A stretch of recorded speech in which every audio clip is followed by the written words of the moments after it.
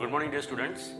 आज के इस वीडियो में हम कन्वोल्यूशन थ्योरम देखने वाले हैं, जिसका इस्तेमाल हम inverse Laplace transform find out करने के लिए करते हैं। वैसे इसके पहले वाले वीडियो में हमने how to find the inverse Laplace transform by using partial fractions देखा था। आज के इस वीडियो में हम देखने वाले हैं कि ऐसे बहुत सारे फंक्शंस होते हैं जहाँ पे हम पार्शियल फ्रैक्शनिंग अप्लाई नहीं कर सकते हैं। तो ऐसे प्रॉब्लम्स को सॉल्व करने के लिए convolution theorem most important tool है। तो मैंने यहाँ पे स्टेटमेंट लिखा हुआ है कन्वोल्यूशन थ्योरम का, if Laplace inverse of f of s is equal to f of t and Laplace inverse of g of s is equal to g of t, then show that Laplace inverse of f of s into g of s is equal to integral 0 to t f of u g of t minus u d u and it is also denoted as f star of g. इसको ही हम ऐसे भी लिख सकते हैं, इसी same term को हम ऐसे भी लिख सकते हैं, Laplace transform of integral 0 to t f of u g of t minus u d u and that is equal to f of s into g of s. चलो इसका प्रूफ देखते हैं। ये जो थ्योरम है वो एग्जाम पॉइंट ऑफ व्यू से most important है और मोस्ट ऑफ द जो रिसर्च एरियाज है वहाँ पे ये थ्योरम यूज होता है। चलो तो देखते हैं कन्वोल्यूशन थ्योरम का प्रूफ। ठीक है, इसको सॉल्व करने के हम लैप्लास की डेफिनेशन का इस्तेमाल करेंगे। By definition of Laplace transform, आप लोगों को लैप्लास ट्रांसफॉर्म की डेफिनेशन पता है, that is Laplace of f of t is equal to integral 0 to infinity e to the power minus s t f of t d t. हम क्या करेंगे, यहाँ पे एफ ऑफ टी को replace करेंगे ये पूरी टर्म से। ठीक है, एफ ऑफ टी को रिप्लेस करेंगे इस पूरी टर्म से, तो क्या मिलेगा, Laplace transform of integral 0 to t f of u g of t minus of u d u that is equal to integral 0 to infinity e to the power minus of st integral 0 to t f of u g of t minus of u du into dt। ठीक है, सो मैं इस term को, ये है ना integral 0 to t f of u g of t minus u d u, इस term को LHS से डिनोट करता हूँ। ठीक है, सो क्या मिलेगा, Laplace of LHS is equal to, ठीक है, यहाँ पे सेम टर्म हम देखेंगे तो यहाँ पे देखो ये integration with respect to u है, तो ये किसकी लिमिट हो गई है, u की लिमिट हो गई है। ये इंटीग्रेशन किसके रिस्पेक्ट में है, t के रिस्पेक्ट में, तो ये किसकी लिमिट हो गई है, t की लिमिट हो गई है। लेकिन अगर मैं इसको फिर से एक बार लिखता हूँ तो क्या मिलेगा, integral t is equal to 0 to infinity integral u is equal to 0 to t e to the power minus s t f of u g of t minus u d u into d T.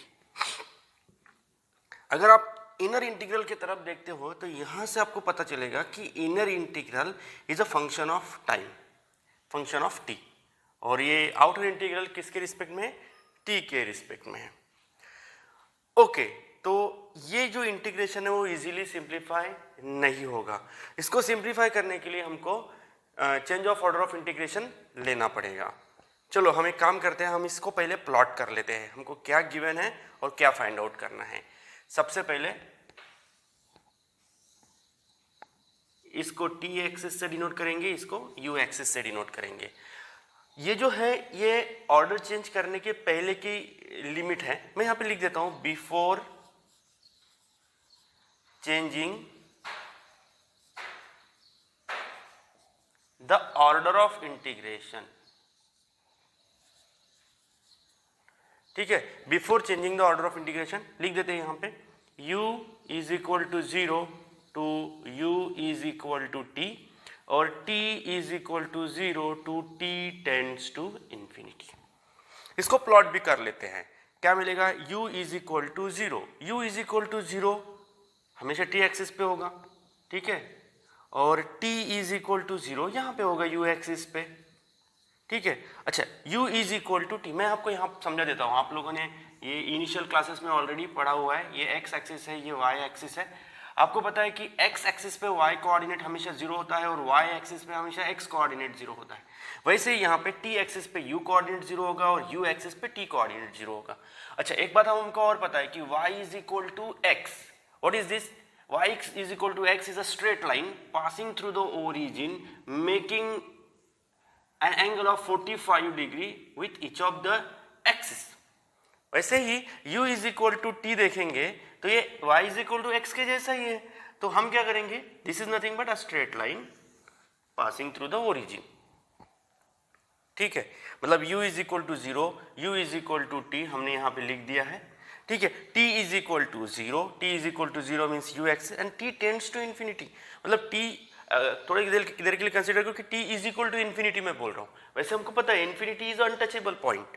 ठीक है, और इसको यहाँ assume करना तो मुश्किल है, लेकिन थोड़ी देर के लिए समझो कि यहाँ पे कहीं ना कहीं इन्फिनिटी है, और यहाँ से अगर आप लोग एक लाइन ड्रॉ करते हो, ठीक है, तो ये क्या हो जाएगा, t टेंड्स टू इन्फिनिटी। अच्छा, u is equal to t है, t is equal to infinity, तो ये क्या हो जाएगा, u इज इक्वल टू भी इन्फिनिटी हो जाएगा। तो इन्फिनिटी और इन्फिनिटी ये पॉइंट ऑफ इंटरसेक्शन हमको यहाँ पे मिलने वाला है। अच्छा, यहाँ से हमको क्या गिवन है वो देख लेते हैं। यहाँ से हमको u is equal to 0 to u is equal to t बोला है। ठीक है, मतलब u कहाँ पे, यहाँ पे है।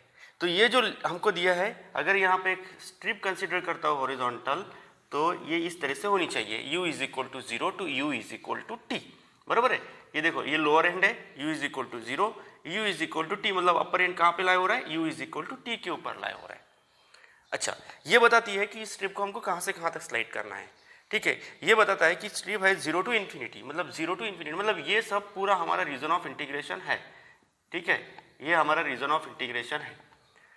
अच्छा, ये रीजन ऑफ इंटीग्रेशन कवर करने के लिए हम यहाँ पे हॉरिजॉन्टल स्ट्रिप कंसीडर करेंगे, और ऑर्डर भी तो चेंज करना है, उसके लिए भी हमको क्या करना पड़ेगा, यहाँ पे एक हॉरिजॉन्टल स्ट्रिप कंसीडर करना पड़ेगा।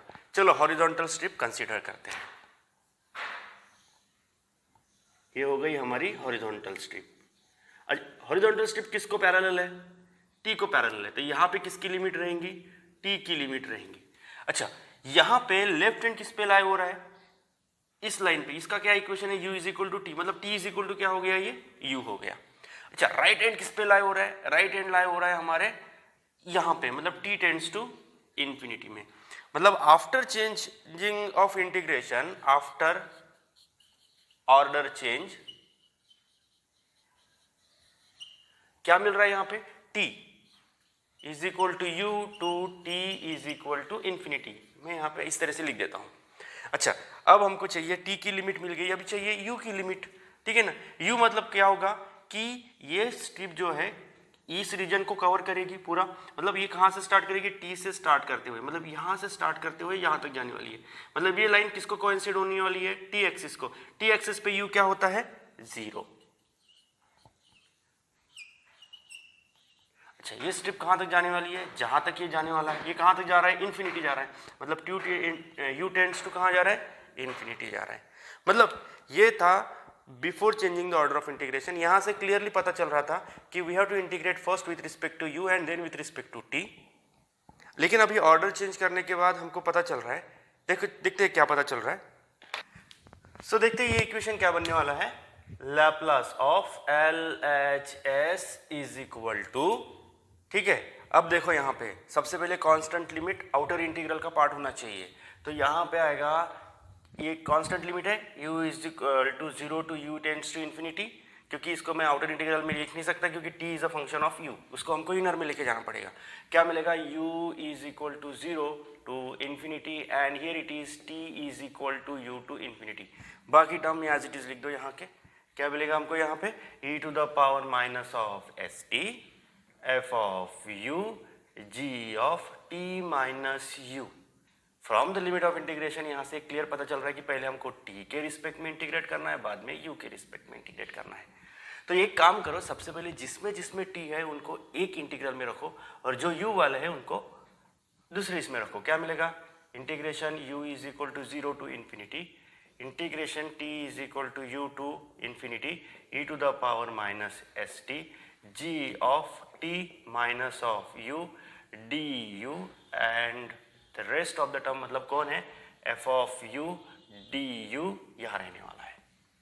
अब इस इंटीग्रेशन को सॉल्व करना है, टफ नहीं है। यहाँ पे देखो t माइनस यू है, इसकी जगह पे सब्स्टिट्यूट कर दो, put t minus u is equal to से p, ठीक है। This t is independent of this u, पहले ही बता रहा हूँ, ठीक है। t इस u से अलग है, वो कांस्टेंट है, t के लिए u कांस्टेंट है, ठीक है। So that implies t is equal to p plus u, ठीक है। So dt is equal to dp, मैंने पहले बताया कि t के लिए u क्या है, कांस्टेंट है। सो यहाँ पे हमको क्या मिलने वाला है वो देख लेते हैं। ये t हो गया, ये p हो गया। t की लिमिट कहाँ से कहाँ तक वैरी हो रही है, u टू इन्फिनिटी हो रही है, और जब मैं t is equal to u put करने वाला हूँ तो ये u माइनस u जीरो होने वाला है, तो p is equal to zero होने वाला है। जब मैं t is equal to infinity रखता हूँ तो p इज इक्वल टू भी क्या मिलने वाला है, infinity. p minus infinity is nothing but the infinity. So this is what the limit after substitution. So देखो क्या मिलेगा यहाँ पे। So Laplace of LHS is equal to integral u is equal to 0 to infinity integration p, क्योंकि हमने t को transform किया है p में, तो p की लिमिट है 0 to infinity e to the power minus s। t के जगह पे आएगा p plus u, g of t minus u के जगह पे आएगा p, और du के जगह पे आएगा यहाँ पे t चाहिए था, ठीक है, और dt के जगह पे आएगा dt के जगह पे आएगा dp, और बाद में यहाँ पे हमारे पास क्या है, f ऑफ u du लिखा है हमने, तो यहाँ पे एज इट इज रहेगा। Okay, so this is equal to integration u is equal to 0 to infinity integration p is equal to 0 to infinity e to the power minus sp e to the power minus su g of p dp into f of u du। आप लोग यहाँ पे देख सकते हो कि limit of both the integrals are constant, और जब दोनों इंटीग्रल की लिमिट कांस्टेंट रहती है तो इंटीग्रेशन इमटेरियल हो जाता है। अब ये काम करेंगे हम p के टर्म्स को एक जिसकी limit with respect to p है उसको एक इसमें रखेंगे, जिसकी लिमिट u की है तो u के टर्म एक इसमें रखेंगे। देखो क्या मिलेगा, this is equal to u is equal to 0 to infinity, ठीक है, e to the power minus of s u f of u du, और सेकेंड इंटीग्रेशन में क्या आएगा, integration p is equal to 0 to infinity e to the power minus sp g of p dp. You can see here exactly this is the definition of Laplace transform, ठीक है। क्या है, अगर u के जगह पे t रखता हो तो क्या मिलेगा, t is equal to 0 to infinity to the power minus st f of t dt, मतलब ये Laplace transform of f of t हो जाएगा। मतलब क्या हो जाएगा, f of s हो जाएगा। वैसे ही अगर ये g ऑफ t हो जाएगा, अगर p के जगह पे मैं t रखता हूं तो ये Laplace transform of g of t हो जाएगा। मतलब हम ये क्या मिलेगा हमको, यहाँ पे g ऑफ s मिलेगा, ठीक है। यहाँ पे थोड़ा सेपरेशन कर देता हूं इस तरीके से, ठीक है।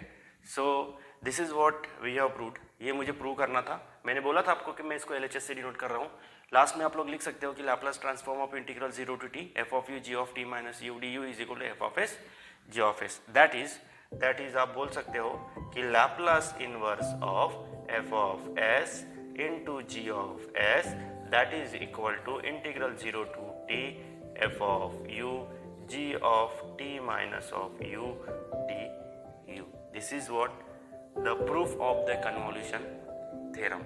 In the next video we will be taking the problems based on the convolution theorem. Okay, so that's all for today. Thank you very much.